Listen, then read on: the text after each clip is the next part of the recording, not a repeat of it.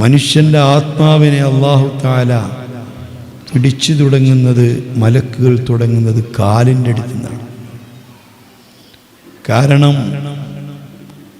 കാലിൽ നിന്നല്ല, കൈകളിൽ നിന്നോ തലയിൽ നിന്നോ ആണ് ഒരു മനുഷ്യൻ്റെ ആത്മാവിനെ പിടിക്കുന്നതെങ്കിൽ ഒരാളും ഒരിടത്തും കിടക്കുകയില്ല. അവൻ്റെ കൈകൾ വെറുതെ വയ്ക്കുകയില്ല. അതുകൊണ്ട് അത്രയ്ക്കും ഭയങ്കരമാണ് മരണം. قد جاء عزرائيل قال لي أحمدا والله يكرهك السلام الأوفرا. മഹാനരായ അഷ്റഫുൽ ഖൽഖ് സ്വല്ലല്ലാഹു അലൈഹി വസല്ലമ തങ്ങളെപ്പോലെ നിഷ്പ്രയാസമായി ആത്മാവിനെ പിടിക്കപ്പെട്ടൊരു വ്യക്തിത്വമില്ലല്ലോ. നബിയേക്കാൾ അല്ലാഹുവിന് പ്രിയപ്പെട്ട ഒരാളില്ലല്ലോ. അല്ലാഹുവിന്റെ പടപ്പുകളിൽ ഏറ്റവും ശ്രേഷ്ഠരായത് മുത്തുനബിയല്ലേ. ഹബീബ് സ്വല്ലല്ലാഹു അലൈഹി വസല്ലമ തങ്ങൾ മരണത്തിന്റെ വേദന അനുഭവിക്കുന്ന രംഗം മഹദി ബീബി ആയിഷ പറയുന്നത് ഹദീസിലില്ലേ. മുത്തുനബി സ്വല്ലല്ലാഹു അലൈഹി വസല്ലമ തങ്ങളെ മരണവേദന ഞാൻ കണ്ടതിനു ശേഷം ഒരാളും പ്രയാസരഹിതമായി മരിക്കുന്നത് എനിക്കൊരു ഭാഗ്യമായി തോന്നിയിട്ടേ ഇല്ല. അതൊരു പുണ്യമായിട്ട് എനിക്ക് തോന്നിയിട്ടില്ല. ഹബീബായ നബി സ്വല്ലല്ലാഹു അലൈഹി വസല്ലമ തങ്ങൾ അത്രയ്ക്കും പതേ നിഷ്പ്രയാസമായി അവിടുത്തെ ആത്മാവിനെ പിടിക്കപ്പെട്ടതാണ്. അതേ സമയത്ത് നബി സ്വല്ലല്ലാഹു അലൈഹി വസല്ലമ തങ്ങൾ സമീപത്തുള്ള തോൽപാത്രത്തിൽ നിന്ന് വെള്ളം എടുത്തിട്ട് മുഖം തടവുകയാ, നെറ്റി വിയർക്കുകയാ. മരിക്കുന്ന സമയത്ത് നെറ്റി വിയർക്കുന്നത് നല്ല ലക്ഷണമാണ്. ഹബീബായ തങ്ങൾ പഠിപ്പിച്ചിട്ടുള്ളതാണ്. അതേ രണ്ട് കണ്ണും നിറഞ്ഞൊഴുകുകയാ. മരണമാസന്നമായ വ്യക്തിയുടെ കണ്ണിൽ നിന്ന് രണ്ട് ഭാഗത്തേക്കും കണ്ണുനീർ നിറഞ്ഞു നിൽക്കുന്നത് കണ്ടാൽ ഇന്ന റഹ്മത ഖദ് നസലത് ബിഹി, അല്ലാഹുവിന്റെ റഹ്മത്ത് ഇറങ്ങിപ്പോയി. നല്ല ലക്ഷണമാ. മുഖം പ്രസന്നമാവുകയാ, നല്ല ലക്ഷണമാ. അതേ സമയത്ത് മരണത്തിന്റെ സന്ദർഭത്തിൽ അതേ കറകറ എന്നുള്ള ശബ്ദം അറുക്കപ്പെട്ട ഒട്ടകം ശബ്ദിക്കും പോലെ നമ്മുടെ നാട്ടിലൊക്കെ അറുക്കപ്പെട്ട മൂരികളും കാളകളും ശബ്ദിക്കുന്നത് പോലെ ചക്രശ്വാസം വലിക്കുന്നത് കണ്ടാൽ, മുഖം കരിവാളിക്കുന്നത് കണ്ടാൽ അല്ലാഹുവിന്റെ അദാബ് അവനിൽ ഇറങ്ങിപ്പോയി എന്നുറപ്പിച്ചുകൊള്ളുക. ഹബീബായ റസൂലുള്ളാഹി സ്വല്ലല്ലാഹു അലൈഹി വസല്ലമ തങ്ങളെ ആത്മാവ് പിടിക്കാൻ വേണ്ടി മലക്കുകൾ വരുന്ന 250 താഴ്ഭാഗത്ത് കാലിന്റെ താഴ്വിരലുകളിൽ നിന്നാണ് തുടങ്ങുന്നത്. സുബ്ഹാനല്ലാഹ്. മോനെ, നിങ്ങളെ കൂട്ടത്തിൽ ഉപ്പമാര് മരിച്ചു പോയവരുണ്ടാകും, ഭർത്താവ് മരിച്ച ഭാര്യമാരുണ്ടാകും, ഭാര്യ മരിച്ച ഭർത്താക്കൾ ഉണ്ടാകും, കൂട്ടുകാരിൽപ്പെട്ട പലരും മരിച്ചിട്ടുണ്ടാകും. അവരെ തുണിയൊക്കെ നിങ്ങൾ മൂടിയിട്ടിട്ടുണ്ടാവും. അവരെ മയ്യത്ത് നിങ്ങൾ കുളിപ്പിച്ചിട്ടുണ്ടാകും. അവരെ മയ്യത്ത് നിങ്ങൾ ചുമന്നു കൊണ്ടുപോയിട്ടുണ്ടാകും. പക്ഷേ ഞാൻ ചോദിക്കുന്നത്, ഒരാൾ മരിക്കുന്ന സമയത്ത് അനുഭവിച്ചതെന്താണെന്ന് അറിഞ്ഞിട്ടുണ്ടോ? ഉപ്പമാർ മരിച്ച മക്കളുണ്ടെങ്കിൽ ഉപ്പ മരിച്ച സമയത്ത് അനുഭവിച്ചതെന്താണെന്ന് അറിഞ്ഞിട്ടുണ്ടോ? സുബ്ഹാനല്ലാഹ്. ഈ ആത്മാവ് എന്ന് പറയും നമ്മുടെ ശരീരത്തിൽ നിന്ന് പിരിയുമ്പോൾ ആർക്കും അനുഭവപ്പെടുന്നത് എന്താണ്?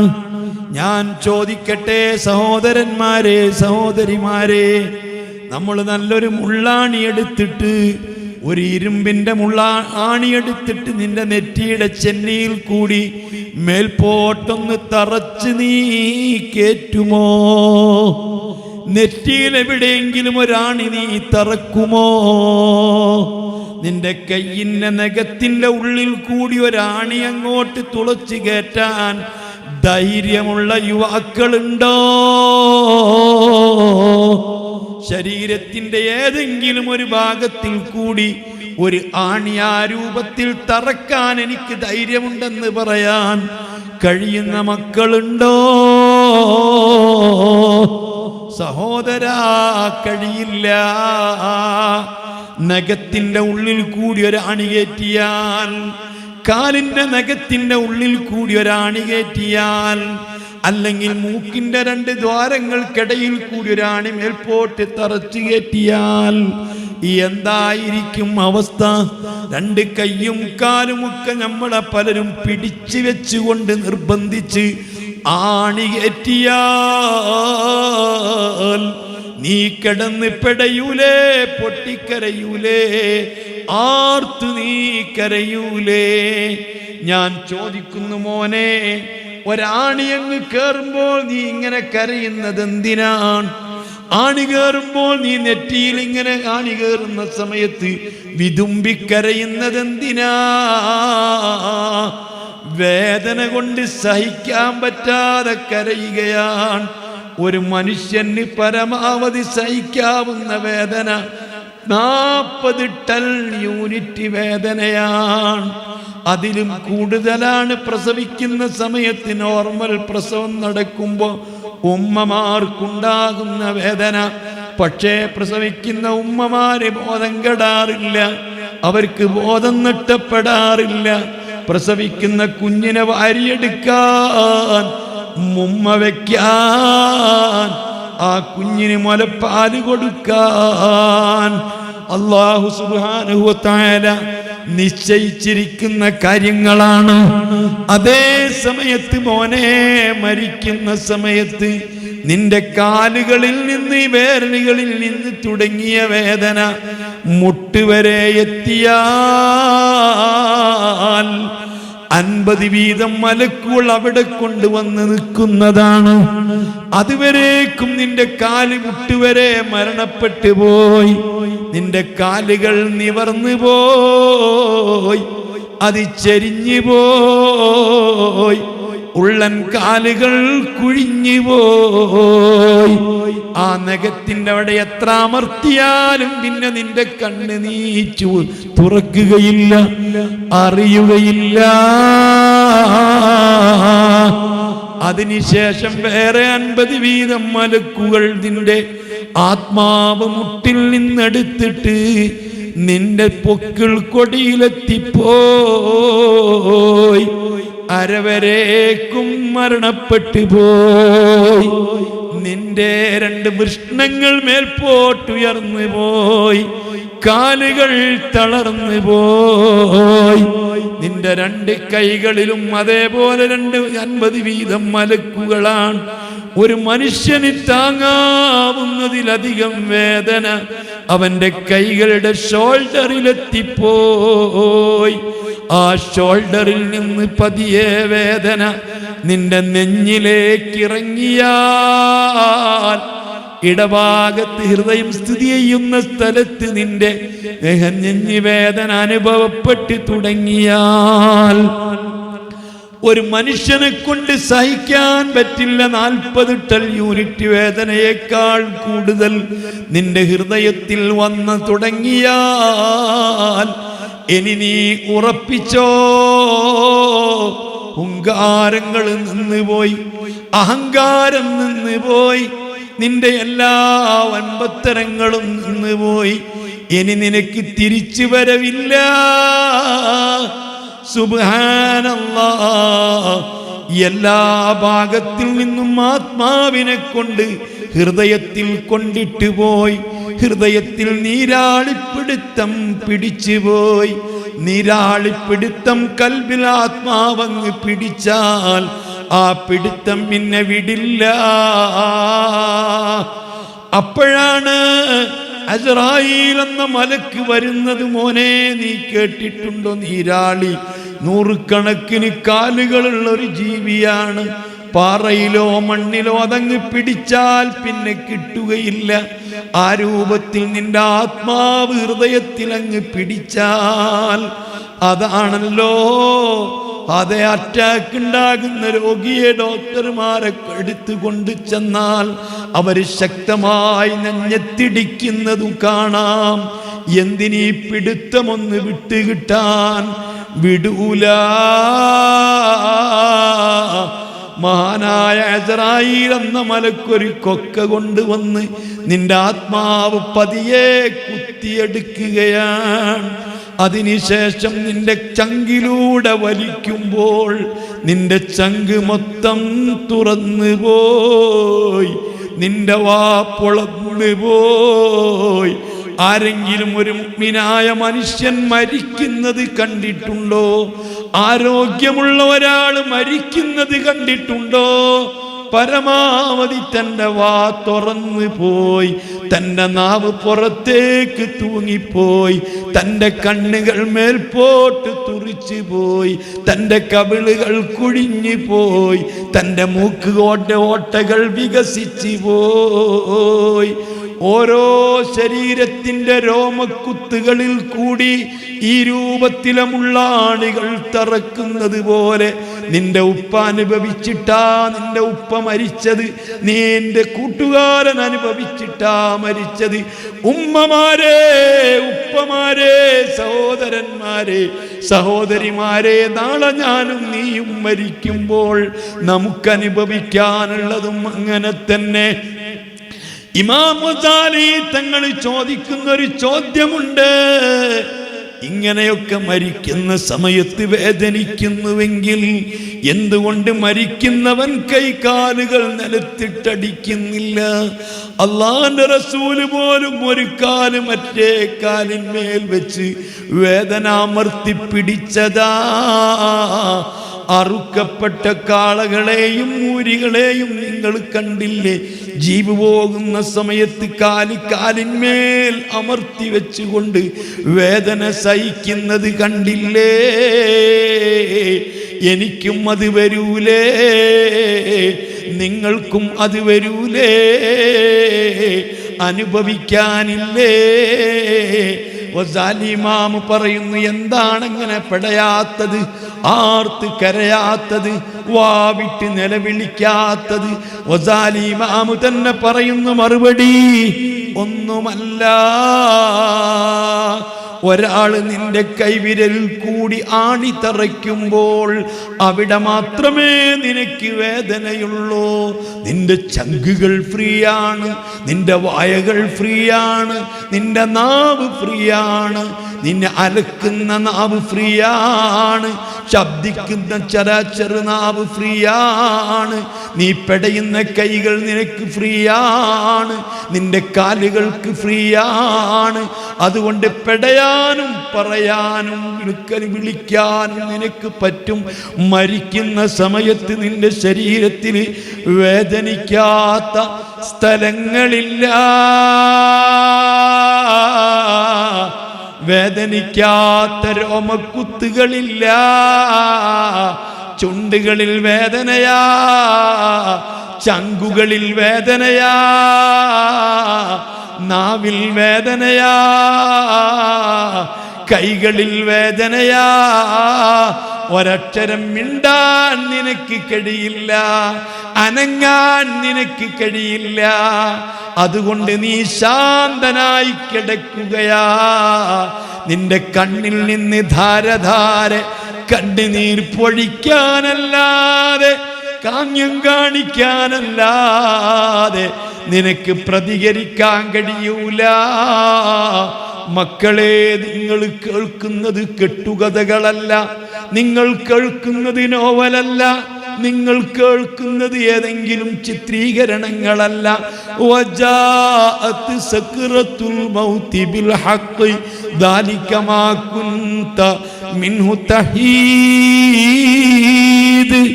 ഈ മരണത്തിന്റെ വേദന സത്യമാണ്, ഇത് മിഥ്യയല്ല.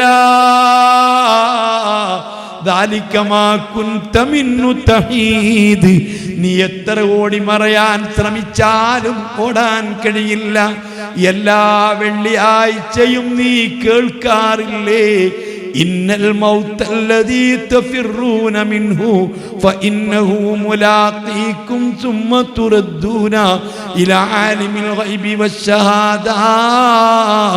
ഓരോരോ സമയത്തും മരണത്തിൽ നിന്ന് ഓടി ഒളിക്കുന്ന മനുഷ്യ, വാഹനാപകടത്തിൽ നിന്ന് ഒളിക്കുന്ന മനുഷ്യ, ഉരുൾപൊട്ടുമ്പോൾ ജീവനും കൊണ്ടോടുന്ന മനുഷ്യ, കരണ്ട് പിടിക്കുമ്പോൾ ഓടുന്ന മനുഷ്യ, മരിക്കാതിരിക്കണമെന്ന് കരുതിയിട്ട് ഞെട്ടോട്ടം ഓടുന്ന മനുഷ്യ. ഫഇന്നഹു മുലാഖീകും. ആ മരണം നിങ്ങളെ കണ്ടുമുട്ടുക തന്നെ ചെയ്യും. മരണം കണ്ടുമുട്ടൽ മാത്രമല്ല, സുമ്മ തുറദ്ദൂന, പിന്നെ നിങ്ങളെയൊക്കെ തിരിച്ചു കൊണ്ടുപോകും ഇലാ ആലിമിൽ ഗൈബി വശഹാദ. നിങ്ങളുടെ ദൃശ്യവും അദൃശ്യവും അറിയുന്ന, നിങ്ങളുടെ മനസ്സിലെ എല്ലാ രഹസ്യങ്ങളും അറിയുന്ന, നിങ്ങൾ സ്വകാര്യമായി ചെയ്തതറിയുന്ന, ബെഡ്റൂമിൽ സ്വന്തക്ക് ചെയ്തതറിയുന്ന, പാതിരാത്രിയിൽ നിങ്ങളെ കാമുകന്മാർക്ക് നിങ്ങൾ മൊബൈലുകൾ തുറന്നു വെച്ചിട്ട് നിങ്ങൾ ചാറ്റിംഗ് നടത്തിയതറിയുന്ന, നിങ്ങളുടെ എല്ലാ പെയ്ക്കൂത്തുകളും അറിയുന്ന, കണ്ണിന്റെ കട്ടുനോട്ടങ്ങൾ അറിയുന്ന, നിങ്ങൾ ഹൃദയത്തിന്റെ മിടിപ്പറിയുന്ന റബ്ബിലേക്ക് നിങ്ങളെ തിരിച്ചു വിളിക്കപ്പെടും. തുറദ്ദൂന ഇലാ ആലിമിൽ ഗൈബി വശഹാദ ഫയുനബ്ബിഉകും ബിമാ കുൻതും തഅമലൂൻ. നിങ്ങൾ പ്രവർത്തിച്ചതിനെ കുറിച്ച് മുഴുവനും അവൻ നിങ്ങളോട് കൃത്യമായി പറഞ്ഞു തരും. ഒരാളെയും അവൻ വെറുതെ വിട്ടേക്കില്ല, ഒരു ജീവിയെയും വെറുതെ വിട്ടേക്കില്ല, ഒരാളോടും ചോദിക്കാതിരിക്കില്ല, ഒരാളെയും തിരിച്ചു വിളിക്കാതിരിക്കില്ല. ഈ കിടക്കുന്ന ആളുകളെ പറ്റി നിങ്ങൾ ഓർത്തു നോക്ക്. സർവകലാവല്ലവന്മാരില്ലയോ, കോടീശ്വരന്മാരില്ലയോ, നാടി വിറപ്പിച്ചവരില്ലയോ, ഭരണം നടത്തിയവരില്ലയോ, ലോകത്തിന് വലിയ വലിയ വലിയ വിപ്ലവങ്ങൾ സൃഷ്ടിച്ച പലരും കഴിഞ്ഞു പോയില്ലയോ, മുസോളിൻ കഴിഞ്ഞു പോയില്ലയോ, ലക്ഷക്കണക്കിന് മനുഷ്യന്മാരെ കൂട്ടക്കുരുതി നടത്തിയിട്ടുള്ള അഡോൾഫ് ഹിറ്റ്ലർ വിടപ്പോ പരാജയം എന്നെന്ന് എനിക്കറിയില്ല എന്ന് പറഞ്ഞ നെപ്പോളിയൻ വിടപ്പോ അല്ലാ 36 വയസ്സാകുമ്പോഴേക്ക് തന്റെ രാജ്യം മുഴുവൻ വെട്ടിപ്പിടിച്ച് 36 വയസ്സിന് മുമ്പ് കാലേവനിക്കുള്ളിൽ മറഞ്ഞുപോയ അലക്സാണ്ടർ വിടപ്പോയി, ഐക്യരാഷ്ട്രസഭയുടെ സെക്രട്ടറിമാരെ വിടപ്പോയി, ലതയാച്ചേരി ചരാരാഷ്ട്രത്തിന്റെ പ്രസിഡന്റുമാർ വിടപ്പോയി, മാലിം തിലക്കും മിനലാഹിൻ ഗൈരി, ഞാനല്ലാത്തൊരു ഇലാഹിനെയും നിങ്ങൾക്കറിയില്ല എന്ന് പറഞ്ഞ റാംസീസ് രണ്ടാമനെ വിടപ്പോയി. ഈ ലോകത്ത് പടച്ച റബ്ബിന്റെ സ്വർഗത്തിന് അതാ റിഫലായിട്ട് സ്വർഗം സ്ഥാപിച്ചിരിക്കുന്ന ശ്രദ്ധാദിയ വിടപ്പോയി. അവരൊക്കെ കാലയവനിക്കുള്ളിൽ മറഞ്ഞു പോയില്ലേ? അവരൊക്കെ റബ്ബിലേക്ക് തിരിച്ചു പോയില്ലേ? ഇതും നിങ്ങൾ ജുമഅക്ക് കേട്ടില്ലേ? ഇന്ന ഇലൈനാ ഇയാബഹും സുമ്മ ഇന്ന അലൈനാ ഹിസാബഹും. എല്ലാവരും നമ്മിലേക്ക് മടങ്ങി വരും. ഒരു കൊലകൊമ്പനും മടങ്ങി വരാത്തതില്ല, ഒരു യുക്തിവാദിയും മടങ്ങി വരാത്തതില്ല, ഒരു നിരീശ്വരവാദിയും മടങ്ങി വരാത്തതില്ല, ഒരു റബ്ബിനെ ധിക്കരിച്ചവനും മടങ്ങി വരാത്തതില്ല. എല്ലാവരും റബ്ബിലേക്ക് മടങ്ങി വരും. എല്ലാവരോടും കൃത്യമായിട്ട് കണക്ക് ചോദിക്കും. അങ്ങനത്തെ ഒരു ദിവസം വരാനില്ലേ? യാ അയ്യുഹല്ലദീന ആമനുത്തഖുല്ലാഹ് അതുകൊണ്ട് സത്യവിശ്വാസികളെ, അല്ലാഹു ഉണ്ടെന്ന് വിശ്വസിച്ചവരോട്, എല്ലാം സൃഷ്ടിച്ചത് അല്ലാഹുവാണെന്ന് വിശ്വസിക്കുന്നവരോട്, എന്നെയും നിന്നെയും പടച്ചത് അല്ലാഹുവാണെന്ന് വിശ്വസിക്കുന്നവരോട്, രോഗം തരുന്നത് അല്ലാഹുവാണെന്ന് വിശ്വസിക്കുന്നവരോട്, മക്കളെ തന്നത് അല്ലാഹുവാണെന്ന് വിശ്വസിക്കുന്നവരോട്, വെള്ളം ഇറക്കി തരുന്നത് അല്ലാഹുവാണെന്ന് വിശ്വസിക്കുന്നവരോട്, മക്കളെ തന്നത് അല്ലാഹുവാണെന്ന് വിശ്വസിക്കുന്നവരോട്, സൗന്ദര്യം തന്നത് അല്ലാഹുവാണെന്ന് വിശ്വസിക്കുന്നവരോട്, ജീവിപ്പിക്കുന്നത് അവനാണെന്ന് വിശ്വസിക്കുന്നവരോട്, മരിപ്പിക്കുന്നത് അവനാണെന്ന് വിശ്വസിപ്പിക്കുന്നവരോട്, മഴ വർഷിപ്പിക്കുന്നവൻ അവനാണെന്ന് വിശ്വസിക്കുന്നവരോട്, ഈ സസ്യലതാദികൾ മുളപ്പിക്കുന്നവൻ അവനാണെന്ന് വിശ്വസിക്കുന്നവരോട്, അന്നജം നൽകുന്നത് അവനാണെന്ന് വിശ്വസിക്കുന്നവരോട്, എല്ലാം നൽകുന്നവൻ അവനാണെന്ന് വിശ്വസിക്കുന്നവരോട്, ഇത്തഖുല്ലാഹ്, അവനെ പേടിച്ച് ഭയപ്പെട്ട് നിങ്ങൾ ജീവിക്കണം. അവൻ കൽപ്പിച്ച കാര്യങ്ങൾ പരമാവധി നിങ്ങൾ പ്രവർത്തിക്കണം. മാത്രമല്ല, വൽതൻദുർ നഫ്സും മാ ഖദ്ദമത് ലിഗദ്, നാളത്തേക്ക് വേണ്ടി ഉണ്ടാക്കി വെച്ചതെന്താ, നാളത്തേക്ക് കൊണ്ടുപോകാനുള്ളതെന്താ, എന്താണ് ഒരുക്കി വെച്ചത് എന്ന് ചിന്തിക്കണ്ടേ. വിശുദ്ധ ഖുർആൻ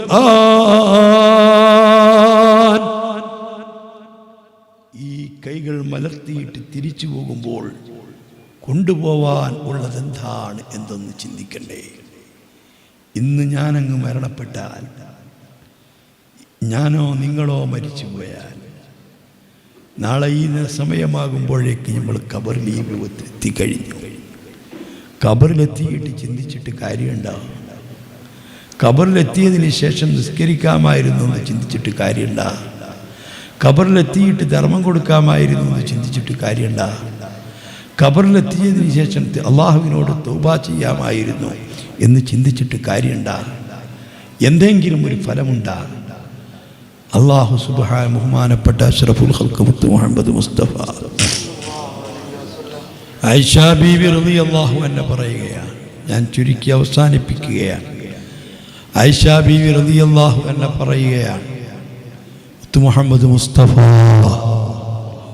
സല്ലല്ലാഹു അലൈഹി വസല്ലമ തങ്ങൾ ഒരിക്കൽ എൻ്റെ വീട്ടിലേക്ക് കടന്നു വന്നു. ഇശാ നിസ്കാരം കഴിഞ്ഞ് വീട്ടിലേക്ക് കടന്നു വന്ന സമയത്ത് ആയിഷ ബീവി റളിയല്ലാഹു അൻഹ ഓർത്തുകൊണ്ട് ഇങ്ങനെ കരഞ്ഞുകൊണ്ടിരിക്കുകയാണ്. കരഞ്ഞുകൊണ്ടിരിക്കുന്ന ആയിഷ ബീവിയോട് മുത്ത് മുഹമ്മദ് മുസ്തഫ സല്ലല്ലാഹു അലൈഹി വസല്ലമ തങ്ങൾ ചോദിച്ചു, എന്താ ആയിഷ കരയുന്നത്? നിങ്ങൾക്കെന്തു പറ്റി? എന്തോ ഓർത്തുകൊണ്ടാ കരയുന്നത്? മഹദിയായ ആയിഷ ബീവി റളിയല്ലാഹു അൻഹ പറഞ്ഞു, യാ റസൂലല്ലാഹ്, ഞാൻ കരയാൻ ഒരു കാരണമുണ്ട്. ഈ 18 വയസ്സ് പ്രായമാകുന്നേ ഉള്ളൂ.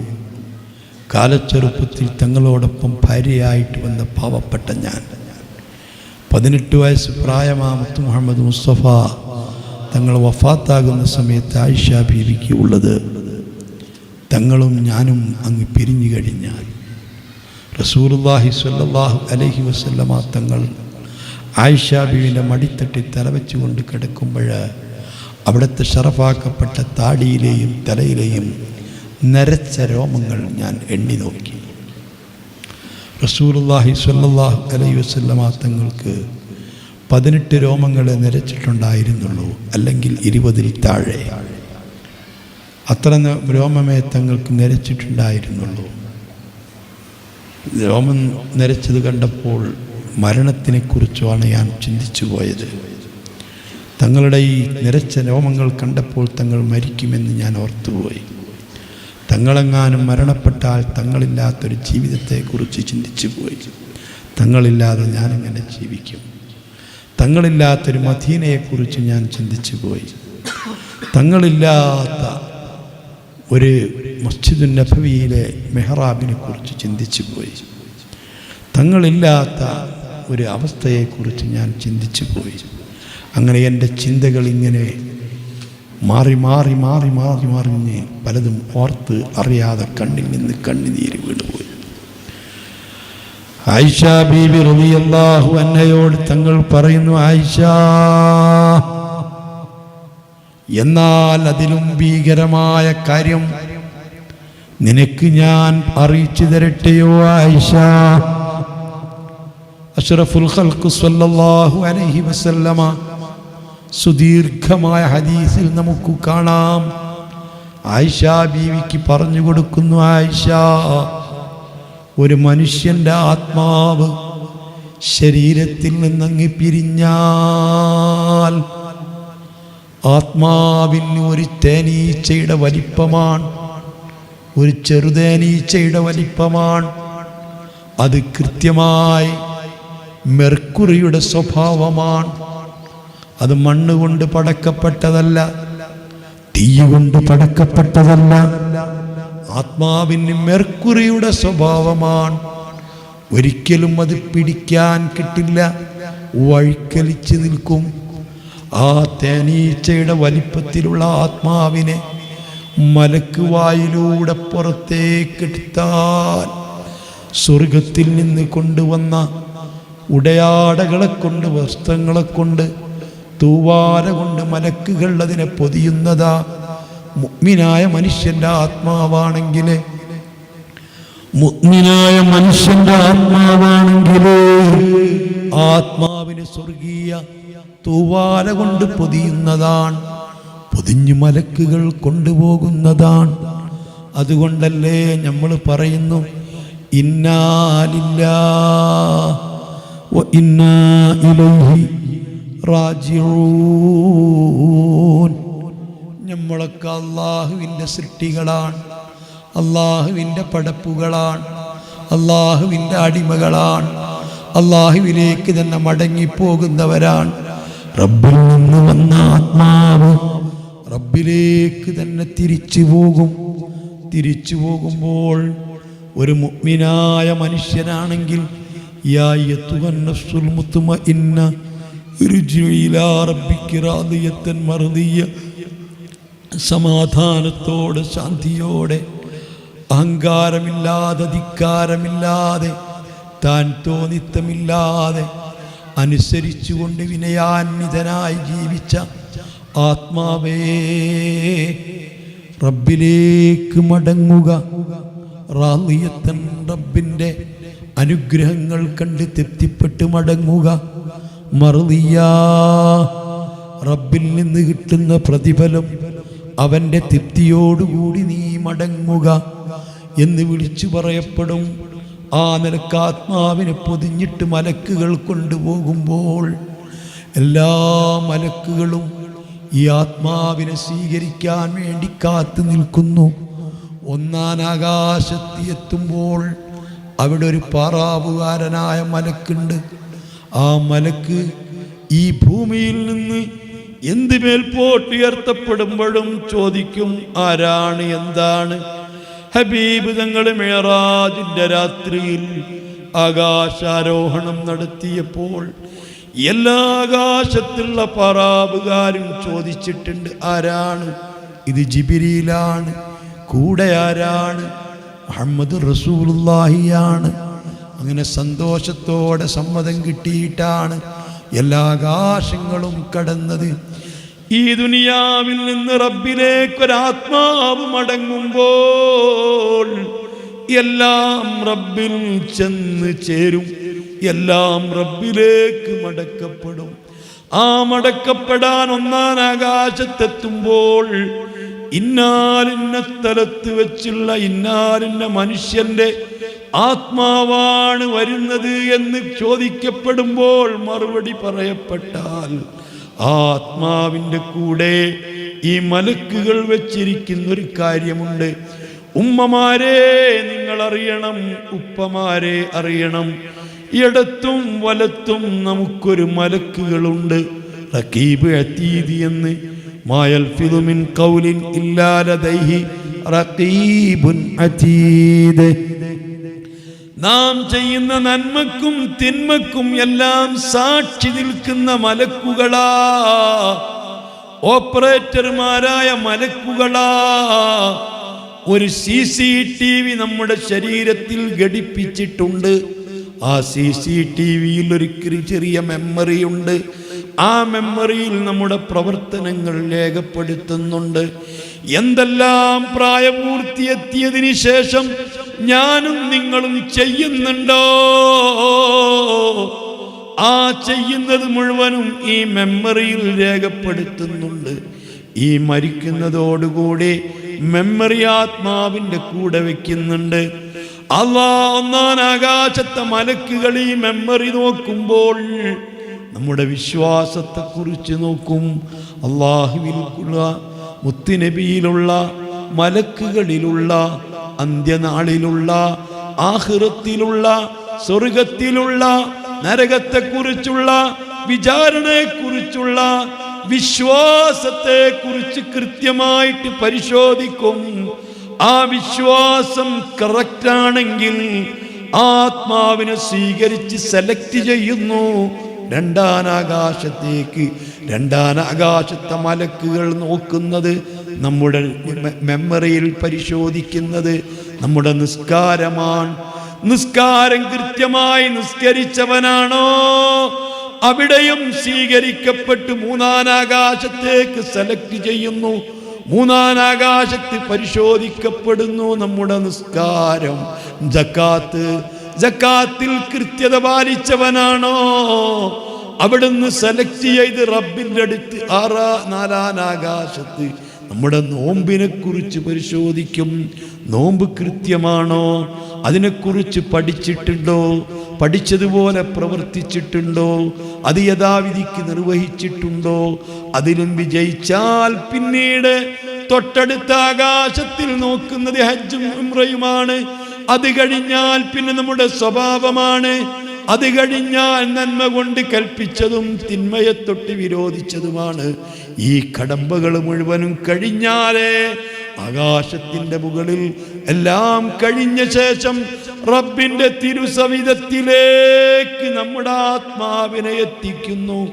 റബ്ബിന്റെ അടുത്തെത്തിയാല് റബ്ബ് നമ്മുടെ നിസ്കാരത്തെ കുറിച്ച് ചോദിക്കൂല, നോമ്പിനെ കുറിച്ച് ചോദിക്കൂല, സക്കാത്തിനെ കുറിച്ച് ചോദിക്കൂല, ഹജ്ജിനെ കുറിച്ച് ചോദിക്കൂല.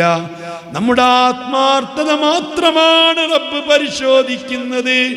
ആത്മാർത്ഥമായി റബ്ബിന് വേണ്ടി ചെയ്തതാണോ, റബ്ബിന് വേണ്ടി നിസ്കരിച്ചതാണോ, റബ്ബിന് വേണ്ടി ഹറാം ഉപേക്ഷിച്ചതാണോ, റബ്ബിന് വേണ്ടി ധർമ്മം കൊടുത്തതാണോ, റബ്ബിന് വേണ്ടി വഅദ് പറഞ്ഞതാണോ. അതാണെങ്കിൽ റബ്ബ് സ്വീകരിക്കും. അതിനുശേഷം ആത്മാവ് തിരിച്ച് ഈ ഡെഡ് ബോഡിയുടെ സമീപത്തെത്തും. നിമിഷ നേരങ്ങളെ കൊണ്ടെത്തും. അതിൻ്റെ ബുദ്ധിപരമായ തെളിവുകളൊന്നും പറയാൻ സമയമില്ല. അതിനുശേഷം ഈ ആത്മാവ് ഡെഡ് ബോഡിയുടെ അടുത്തുണ്ട്. വരുന്നവരെ മുഴുവനും നോക്കുന്നുണ്ട്, പറയുന്നത് മുഴുവനും കേൾക്കുന്നുണ്ട്. എല്ലാം ശ്രദ്ധിച്ച് ഈ ഡെഡ് ബോഡിയുടെ അടുത്ത് നമ്മുടെ ശരീരത്തിൽ നിന്ന് പിരിഞ്ഞ ആത്മാവ് നിൽക്കുന്നുണ്ട്. അല്പസമയം കഴിഞ്ഞ് മയ്യത്ത് കുളിപ്പിക്കാൻ എടുക്കുമ്പോൾ ഈ ആത്മാവ് അതിൻ്റെ കൂടെ പോകുന്നുണ്ട്. കുളിപ്പിക്കുന്നിടത്തും ആത്മാവ് ശ്രദ്ധിക്കുന്നുണ്ട്. ആത്മാവിനെ കുളിപ്പിക്കാറില്ല, കഫൻ ചെയ്യാറില്ല. എല്ലാം കണ്ടുകൊണ്ട് ആത്മാവ് നിൽക്കുകയാണ്. അതിനുശേഷം കുളിപ്പിക്കൽ കഴിഞ്ഞ് തോർത്തിയതിനു ശേഷം ആ തുണി കൊണ്ട് കഫൻ ചെയ്ത് കഴിഞ്ഞാൽ, 3 കഷ്ണം തുണിയിൽ പൊതിഞ്ഞാൽ, അല്ലാഹ് 10, 20, 30 ജോഡി വസ്ത്രങ്ങൾ ഉള്ളവളാണെങ്കിലും ബനാറസിന്റെ പട്ടുസാരികൾ ഉള്ളവളാണെങ്കിലും നല്ല നല്ല പർദ്ദകൾ ഉള്ളവളാണെങ്കിലും 10,000-ന്റെയും 25,000-ന്റെയും മാക്സികളും ഉടയാടകളും വാങ്ങി വെച്ചവരാണെങ്കിലും ഒരു കല്യാണത്തിന്റെ തലേ രാത്രിയിൽ ഒന്ന് മോടി കൂട്ടാൻ വേണ്ടിയിട്ട് 1000-കണക്കിന് ഉറുപ്പിക ചെലവഴിച്ചു കൊണ്ട് വാങ്ങിയ ഡ്രസ്സുകൾ ഉണ്ടെങ്കിലും ഒരിക്കൽ മാത്രം പുതുക്കം പോകുന്ന സമയത്ത് ധരിക്കാൻ 50,000-ന്റെയും 1,00,000-ന്റെയും ഉടയാടങ്ങൾ വാങ്ങി ധരിച്ച പെണ്ണാണെങ്കിലും, പുതിയ ആപ്പിൾ ഇറങ്ങുന്ന സമയത്ത് 25,000-ന്റെ കോട്ട് വാങ്ങി ധരിച്ചവനാണെങ്കിലും, എല്ലാ വസ്ത്രങ്ങളും ഉണ്ടെങ്കിലും അതാ ഏകദേശം 500 രൂപയിൽ വില കൂടാത്ത ഒരു കോറ തുണിയാണ്. എല്ലാവർക്കും ഒരേ കഫൻ തുണിയാണ്. അവിടെ മുന്തിയത് എന്ന് നോക്കലില്ല, താഴ്ന്നത് എന്ന് നോക്കലില്ല, മീഡിയൻ എന്ന് പറയലില്ല. എല്ലാവർക്കും ഒരേ വസ്ത്രമാണ്, എല്ലാവർക്കും ഒരേ വീടാണ്. ആര വീടും അവിടെ സിമെന്റ് തേച്ച് മിനുക്കിയിട്ടില്ല, മാർബിളുകളും മാർബോണൈറ്റുകളും കൊണ്ട് അലങ്കരിച്ചിട്ടില്ല. ആര വീടും ലൈറ്റുകൾ ഘടിപ്പിച്ചിട്ടില്ല, ബാത്റൂം സൗകര്യങ്ങളില്ല, ലൈറ്റുകൾ ഘടിപ്പിച്ചിട്ടില്ല, അത്യന്താധുനിക സൗകര്യങ്ങളില്ല, സീലിംഗ് നടത്തിയിട്ടില്ല. എല്ലാവരുടെ വീടും ഒരുപോലെ. ഇവിടുത്തെ കൊട്ടാരങ്ങൾ സമാനമായ വീടുകളിൽ താമസിക്കുന്ന കോടീശ്വരന്റെ കബറും മുട്ടാളപ്പാവപ്പെട്ടവന്റെ കരല വറുത്ത് കഴിയുന്നവന്റെ കബറും ഒരേ രൂപത്തിലാണ് തയ്യാർ ചെയ്തത്. ഒരേ രൂപത്തിലാണ് കഫൻ തുണിയുള്ളത്. ഒരേ രൂപത്തിലാണ് കേറിപ്പോകുന്ന വാഹനം ഉള്ളത്. അല്ലാഹ്, വലിയ വലിയ കോടികൾ വിലപിടിപ്പുള്ള കാറുകൾ ഷെഡിലുണ്ടാകുമ്പോൾ ആറുകാലുള്ള മയ്യത്ത് കട്ടിലിൽ ചുമന്നു കൊണ്ടുപോയത് മക്കളെ അഷ്റഫുൽ ഖൽഖ് സ്വല്ലല്ലാഹു അലൈഹി വസല്ലമ തങ്ങൾ പറയുന്നു, ആത്മാവ് ആ മയ്യത്ത് കട്ടിലിൻ്റെ മുകളിൽ മയ്യത്ത് വെച്ചിട്ട് ആളുകളൊക്കെ മയ്യത്ത് ചുമന്നു കൊണ്ട് പോകുമ്പോൾ ഈ ശരീരത്തിൽ നിന്ന് പിരിഞ്ഞ ആത്മാവ് ഈ മയ്യത്ത് കട്ടിലിൻ്റെ മുകളിൽ ഇരിക്കും. ഇരുന്നിട്ട് യാത്ര പറയുന്ന വീടിലേക്ക് നോക്കും, തൻ്റെ ഭാര്യയിലേക്ക് നോക്കും. ജനലിൻ്റെ ഗില്ലുകൾ പിടിച്ചുകൊണ്ട് അമർത്തിപ്പിടിച്ച് സങ്കടപ്പെടുന്ന ഈ ലോകത്ത് ഇനി എനിക്കാര് എന്ന് പറഞ്ഞ് വിലപിക്കുന്ന പാവപ്പെട്ട പെണ്ണിനെ നോക്കും, തൻ്റെ പ്രിയപ്പെട്ട മക്കളെ നോക്കും, തൻ്റെ കൊട്ടാര സമാനമായ വീടുകൾ നോക്കും, തൻ്റെ ആധുനിക സൗകര്യമുള്ള വാഹനത്തെ നോക്കും. എല്ലാം നോക്കിയിട്ട് ഈ മയ്യത്ത് പറയുന്നൊരു വാക്കുണ്ട്, ഇന്ന് വരെ പറയാതിരുന്നിട്ടില്ല,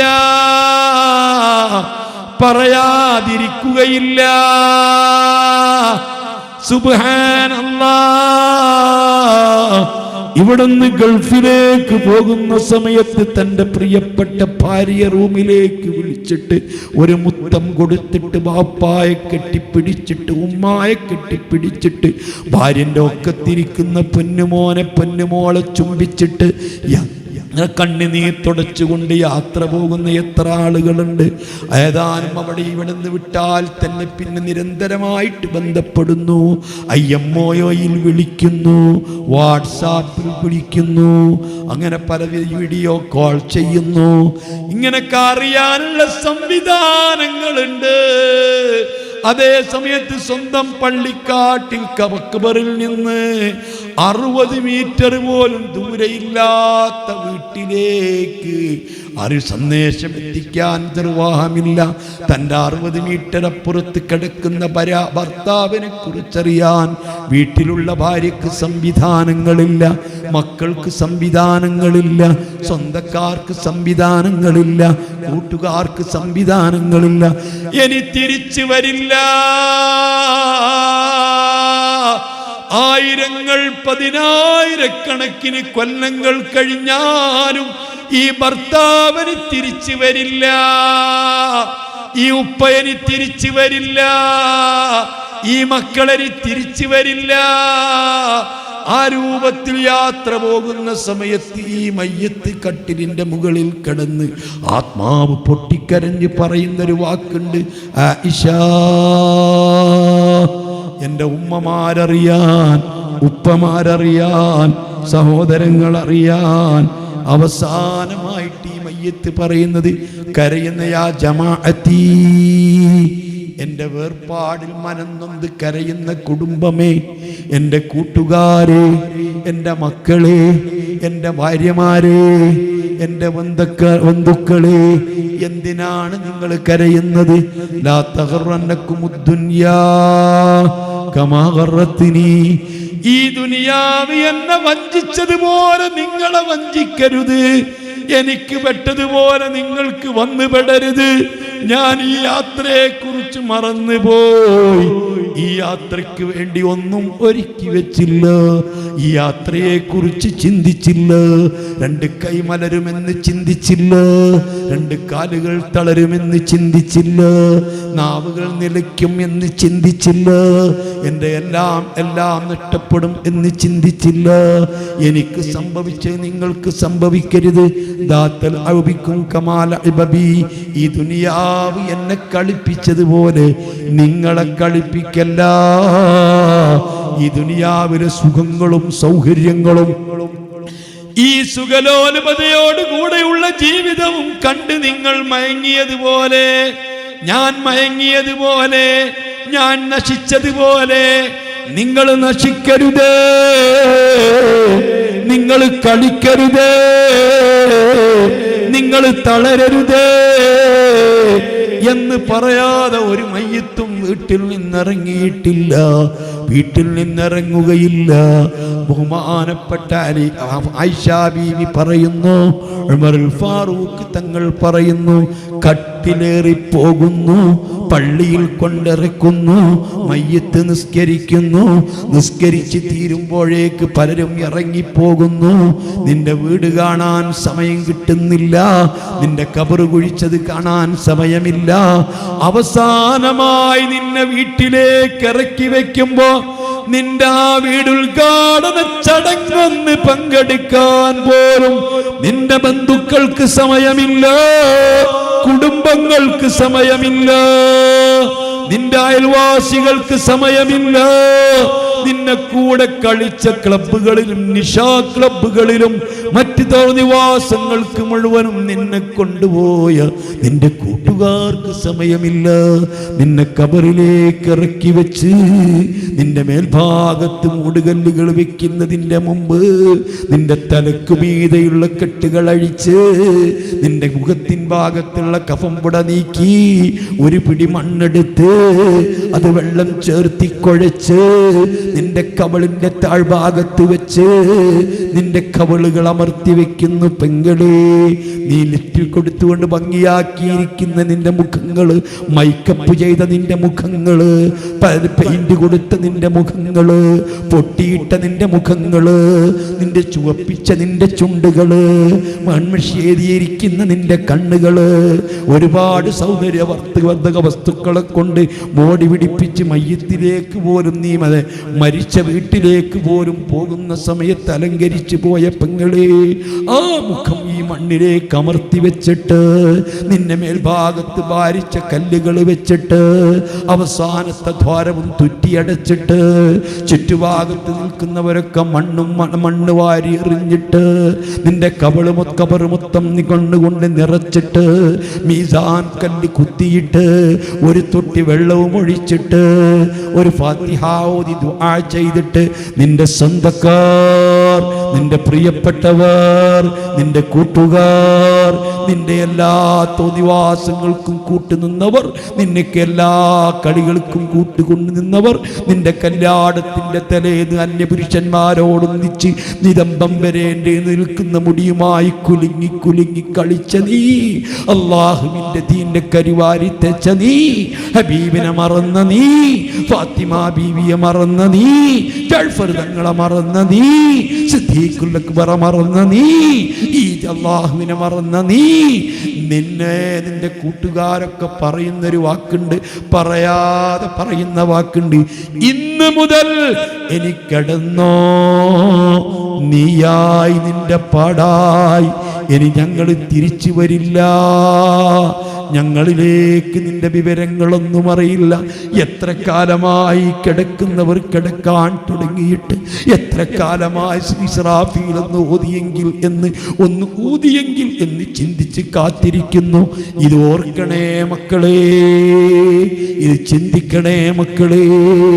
അവൻ മരിക്കുന്ന സമയത്ത് കബറിലേക്ക് കൊണ്ടുപോവാൻ എന്താണ് ഉണ്ടാക്കി വെച്ചത്? കൂടുതൽ സ്വലാത്തുകൾ ചൊല്ലിയിട്ടുണ്ടോ? നിസ്കാരങ്ങൾ കൃത്യമായി നിർവഹിച്ചിട്ടുണ്ടോ? അതിന് പുറകെ സുന്നത്തുകൾ ചെയ്തിട്ടുണ്ടോ? വിശുദ്ധ ഖുർആൻ പാരായണം ചെയ്തിട്ടുണ്ടോ? ഖബറിൽ ഭരിക്കുന്ന ധർമ്മങ്ങൾ ചെയ്തിട്ടുണ്ടോ? എന്തെങ്കിലും നല്ല കാര്യങ്ങൾ ചെയ്തു വെച്ചതുണ്ടോ എന്ന് ഓർക്കണേ.